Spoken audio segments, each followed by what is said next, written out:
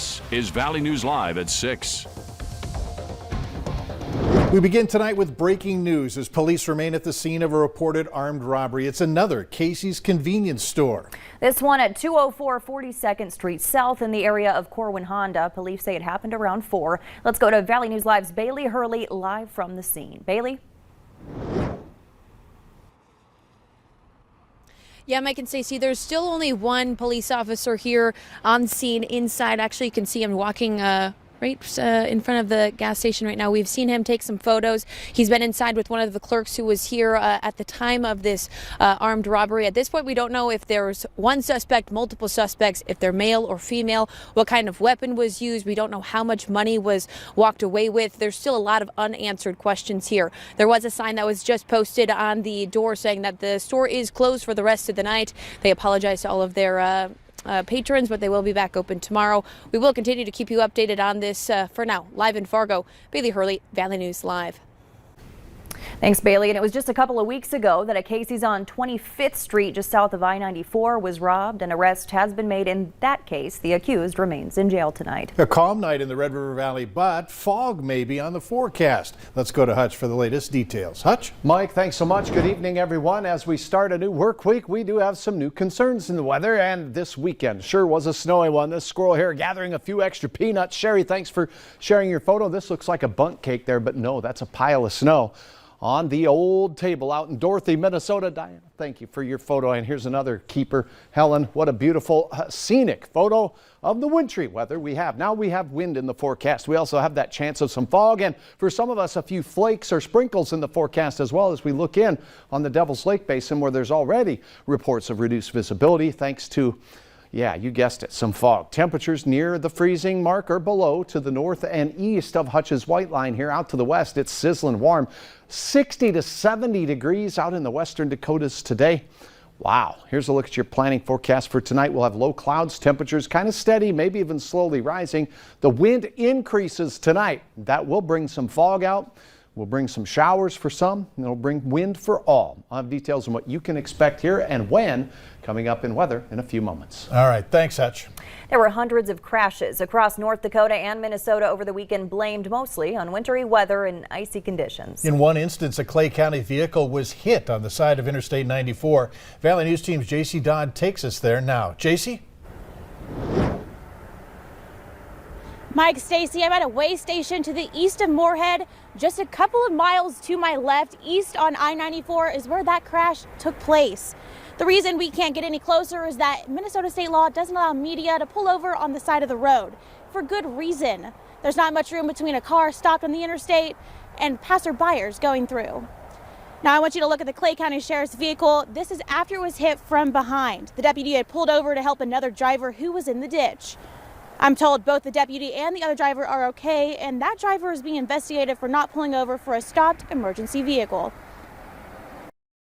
It's a dangerous area to be out there. It's not fun to be stopped along the interstate with cars going by you at 70 plus miles an hour.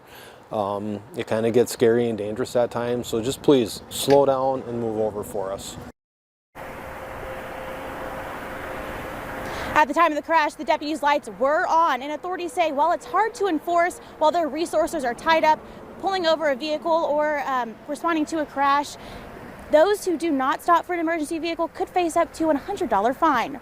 Reporting in east of Moorhead, JC Dodd, Valley News Live. All right, thanks, JC. And law enforcement agencies reported almost 60 crashes across North Dakota and Minnesota. There were more than 200.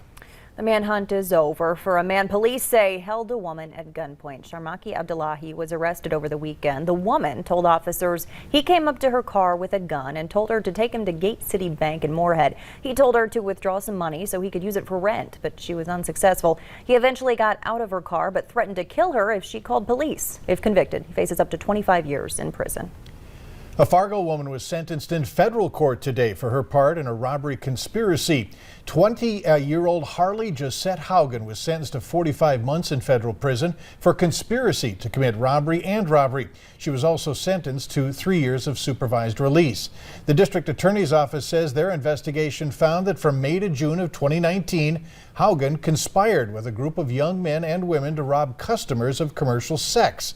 Investigators say they posted advertisements promoting prostitution, arranged to meet the victims, and then used weapons to rob them.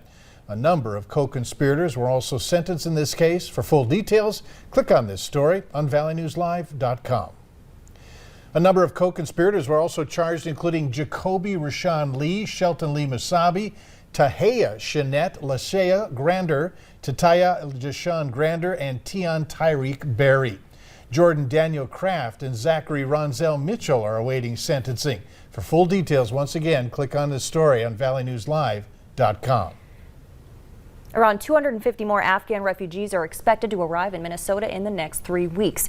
The International Institute of Minnesota says the refugees who will be placed in the state had arrived at U.S. military bases in early September and have since completed health and security clearances. The institute has already resettled 250 Afghans. Now they're tasked with resettling that same number in less than a month. Fargo City Commissioners are being asked to consider ending a wildlife management program that allows bow hunters to kill deer within city limits. They're discussing it now at city chambers. Police Chief Dave Zabolski said that a recent study shows that harvest rates are low. The plan is no longer effective, and it's created a public safety threat. He's asking the commission to eliminate the program. That hunt started more than 15 years ago in several city parks along the Red River after complaints over the growing number of deer in the city. The police chief says that the hunt is time-consuming for his officers who manage it.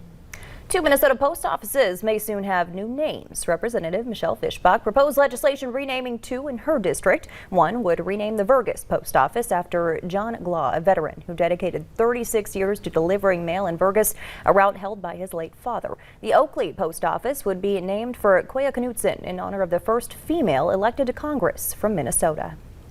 U.S. Senator Amy Klobuchar of Minnesota is working alongside other lawmakers and asking the Canadian government to help address challenges created by its border testing policy. Currently, Canada's policy requires that vaccinated travelers present a negative pre-arrival molecule coronavirus test. That test can be expensive, especially for those individuals who regularly cross the northern border. The lawmakers also suggested that the testing protocols could discourage tourism. They urge Canada consider the impact to both nations' economies if cross-border travel is stifled. Minnesota Attorney General Keith Ellison wants to keep his post as the state's top prosecutor, a position he's held since 2019.